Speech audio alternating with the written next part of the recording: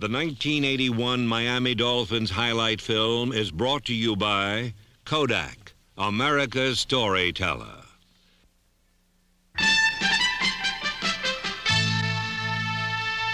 In the beginning, the season was written off as a rebuilding year for the Miami Dolphins. With the retirements of Tim Foley, Larry Little, and Bob Greasy, vital leadership had been lost. What remained were 31 players with experience of 3 years or less. Despite this, Don Shula guided his youngest team in a decade to the championship of the AFC East.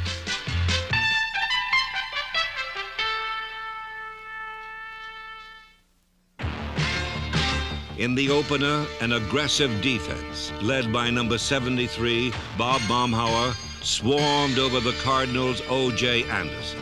The dangerous runner was held to just 52 yards on 20 carries, and St. Louis was limited to a single touchdown.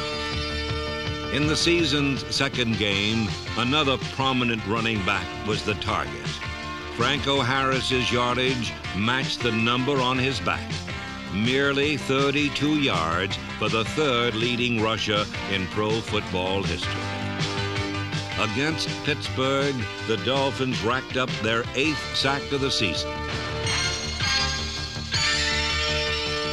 And Miami's record stood at a neat 2-0.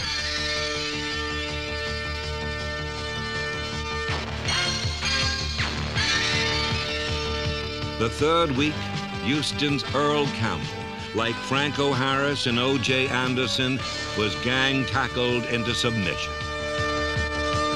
Ken Stabler was dropped 8 times, 4 on sacks by Bob Baumhauer, as the Dolphins completed a whirlwind display of defensive excellence. 16 sacks and just 27 points allowed in the first 3 games. The fourth week witnessed a unique father and son reunion and a pause in the string of great performances by the defense. A unit that had given up just 27 points in 3 games allowed 28 in 1 as Baltimore's Burt Jones unleashed an aerial barrage. In the offensive shootout, Jones was matched pass for pass by David Woodley, who brought the Miami attack to a boil with his finest day as a pro. The second-year quarterback passed for 309 yards, helped by some great receiving by Duriel Harris, number 82. In the starting lineup were 2 rookie running backs who accounted for 3 touchdowns. Number 32, Tom Vigorito, played in place of Tony Nathan, while Andra Franklin, number 37, stepped in for Woody Bennett and scored twice. With a 3-point win, young, surprising Miami now had a record of 4-0.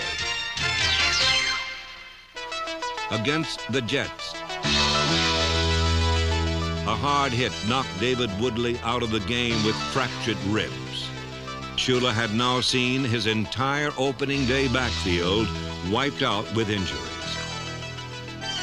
Riding to the rescue was Don Strock, football's best relief pitcher, who teamed with number 89, Nat Moore, to save the day.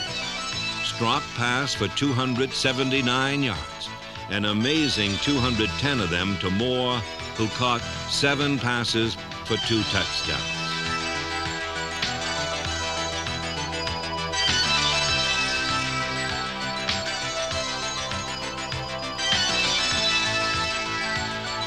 The game ended in a tie, but after 5 weeks, Miami stood alone as the only undefeated team in pro football. The next week in Buffalo, the unbeaten streak came to an end. About the only thing Dolphin fans had to cheer about was a dazzling 90-yard kickoff return by rookie Fulton Walker, number 41.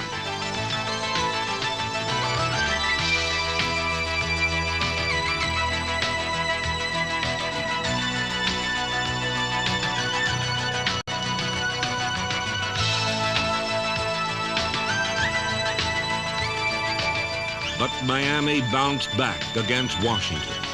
Wearing a vest to protect his broken ribs, David Woodley hooked up with Wally English's talented stable of receivers for close to 300 yards.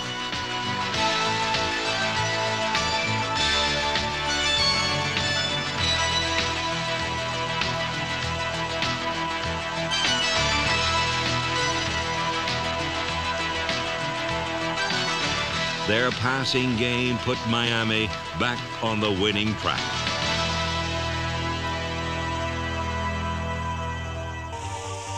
One of 1981's most memorable games matched Tom Landry and Don Shula, a pair of coaching legends. On his 23rd birthday, David Woodley lit the candles for a Dolphin record 408 yards. Going deep up the middle of the field. Cephalo's down there. He got it. Pulling. Go to the 15, 10. 5. Touchdown, Miami. Jimmy Cephalo. What seemed a comfortable lead soon dissolved in the face of a final quarter onslaught by the Cowboy attack. But Miami roared back in the final 2 minutes on another fine catch by Duriel Harris.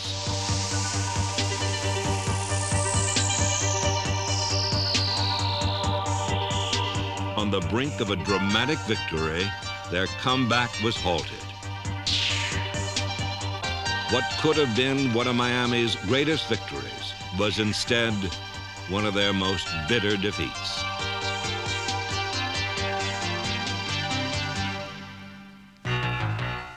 The next week, Miami rebounded as Woodley accounted for 3 touchdowns in a decisive 27-10 win over the Colts.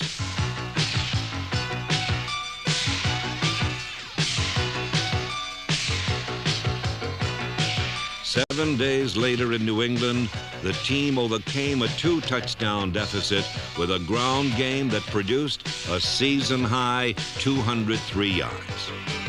An unusual bit of trickery set up a fourth-quarter touchdown as the teams battled to overtime.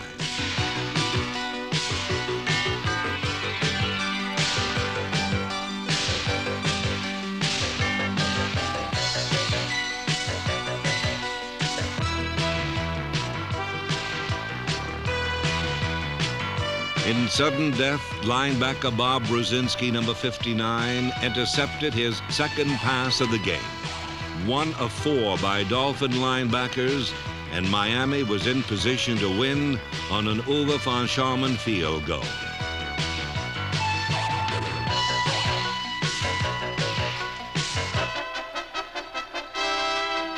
The kick was 1 of 4 winning field goals on the season for the man they call Von Foot. The thrilling overtime victory gave Don Shula a milestone 200th career coaching win. The Dolphins now stood 7-2-1, the best record in the entire NFL.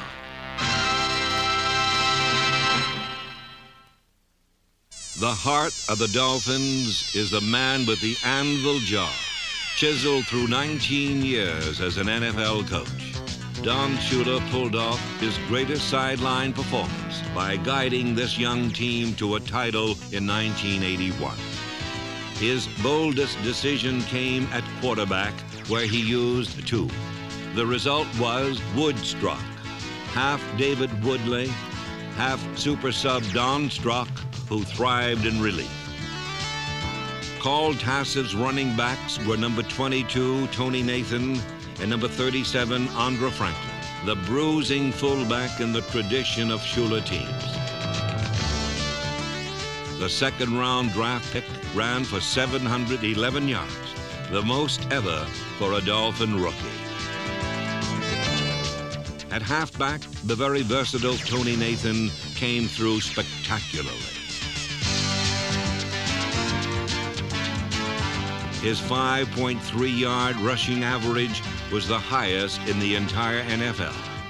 Add to it 50 pass receptions, and you have the Dolphins' most valuable player in 1981. One of the team's strongest areas was John Sandusky's offensive line.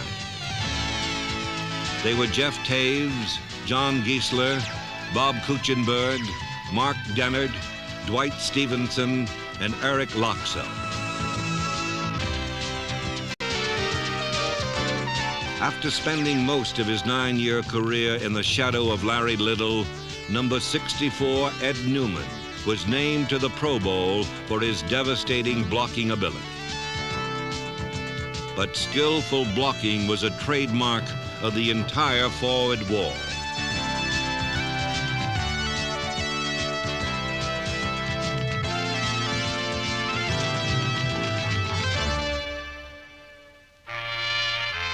Special teams were another source of strength, from the punting of rookie Tom Orris to the kicking of veteran Uwe von Schaumburg. Coach Steve Crosby's reckless band of special team hitters included Steve Shull, Jim Jensen, and Steve Potter, number 54. On the receiving end was rookie Tom Vigorito, one of the leading punt returners in the league.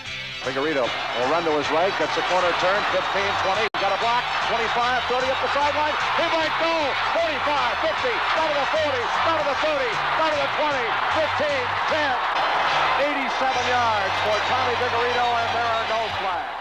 On defense, Bill Arnsparger, Mike Scarry, and Tom Keene coached a unit that held opponents to 10 points or less 8 times.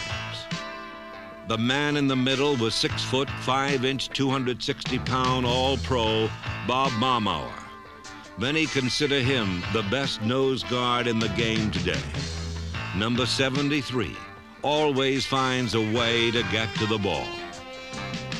Old Pro Vern Den Herder, number 83, played well in the last of his 11 years in the league, while Doug Betters, number 75, continued to improve on the other side.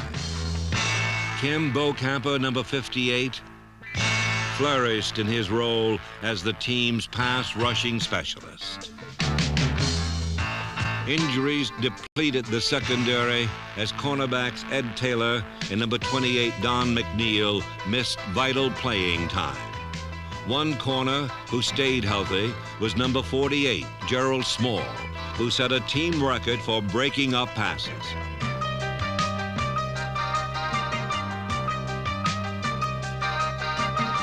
At the 2 safety positions, Miami had the hard-hitting Blackwood brothers. Number 42, Lyle, was at free safety, and number 47, Glenn, played at strong safety. Don Bessadou and Mike Kozlowski saw lots of action, and Kozlowski, number 40, made the most of his playing time.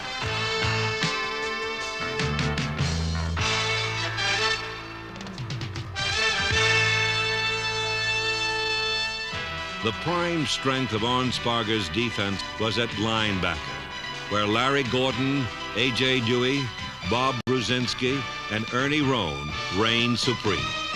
Roan, number 55, led the team in tackles and excelled at blitzing the quarterback. In the season's 12th week against the Jets, he racked up 3 sacks, while teammate Larry Gordon, number 50, got 1 for a safety. The Dolphin defense held New York to just 3 field goals until 16 seconds were left in the game. But with one flick of Richard Todd's arm, the Jet jinx continued.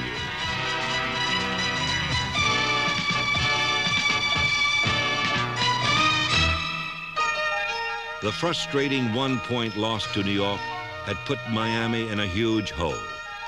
Every member of the 45-man squad knew what had to be done. 4 games remained. 4 games had to be won. The entire season was at stake. The NFL playoffs the prize as Don Shula and company faced their greatest challenge. The high-flying Eagles posed the first hurdle, and a national television audience saw the Dolphins' defense at its best.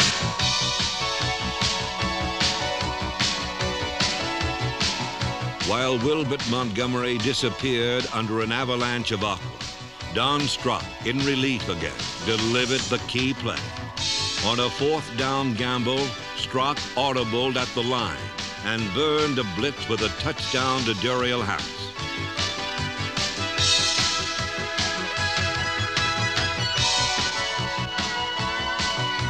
The dramatic touchdown tied the game with 5 minutes remaining and left it up to the defense to provide a pivotal turnover. It's a task this unit is well accustomed to performing. Quarterback Ron Jaworski held to only 80 yards passing, tried to bring the Eagles back, but a diving interception by safety Lyle Blackwood, number 42, set the stage for the winning score.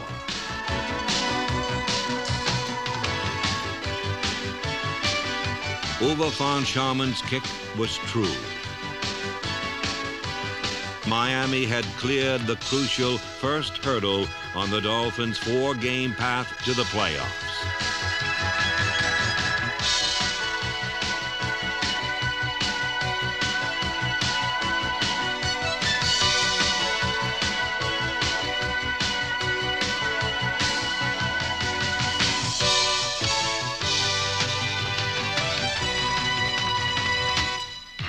The following Sunday, Schuler's team continued its show of character. In a victory over New England, number 31, Eddie Hill, epitomized the team's determination.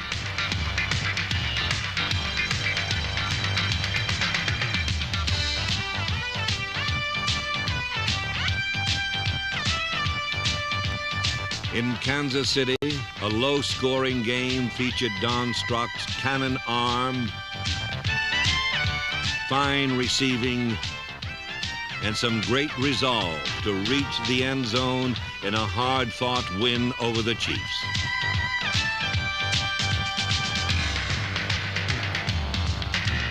Now it was 3 down and 1 to go. A showdown with Buffalo for the division title.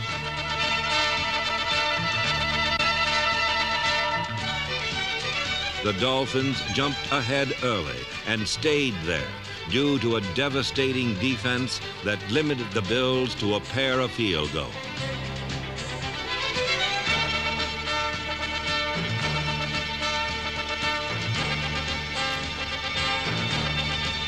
The 16-6 victory in the Orange Bowl meant Miami had permitted only 4 touchdowns in their final 4 games. The 4 games they had to have to make the playoffs. What seemed impossible at the start of the season was now reality. The underrated Dolphins were the champions of the AFC East and now had the home field advantage for the playoffs.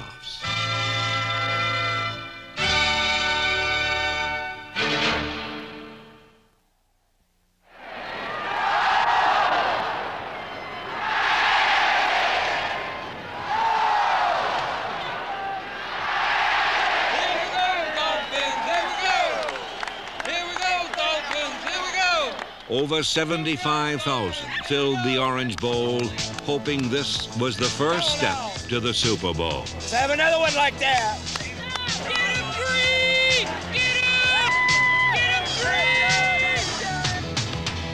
free! But Miami's 8th playoff game in 12 seasons quickly became a nightmare. The visiting San Diego Chargers, pro football's most explosive team, scored 24 unanswered points in the first quarter. No one in playoff history has overcome such a large lead. But some fans, like their team, refuse to give up. We ain't through. 3 touchdowns. We coming back. 3 more. 3 touchdowns. As he had all year, Don Strock came off the bench, a heroic figure in the center of the storm. Tell him about it, Don Strock. Get him in the end zone, Don. Let's go, boys. Led by Strock, Miami began the long climb back from the 24-point deficit. Like a man possessed, Strock drove the Dolphins downfield, at one point completing 12 straight passes, In 4 frenzied possessions, Miami scored 4 straight times.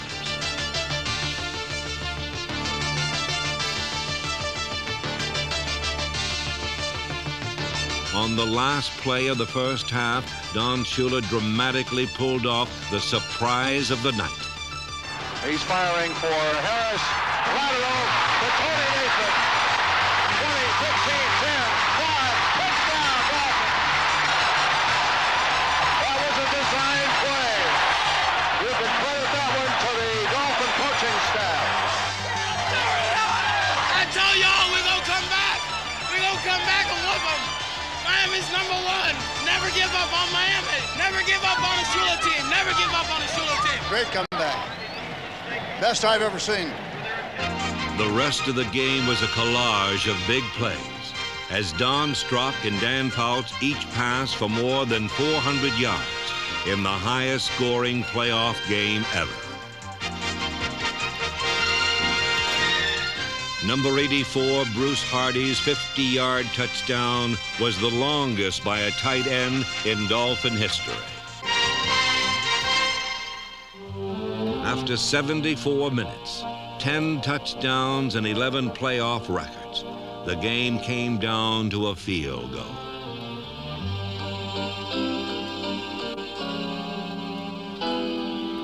The ball would be kicked 4 times before one finally went through, spoiling the most remarkable comeback in pro football history. This was a game that transcended the final score, a profile in courage, where winners are too exhausted to celebrate, the losers too tired to cry. For many teams, it might have been a moral victory. For a team with the history of the Dolphins, it could only be a bitter defeat. Yet no epitaph could be more appropriate for a team that came from nowhere and refused to die. No format is more fitting than this titanic game for a franchise that has either won or shared first place in their division 9 times in the past 12 years. 1981 continued that Dolphin tradition.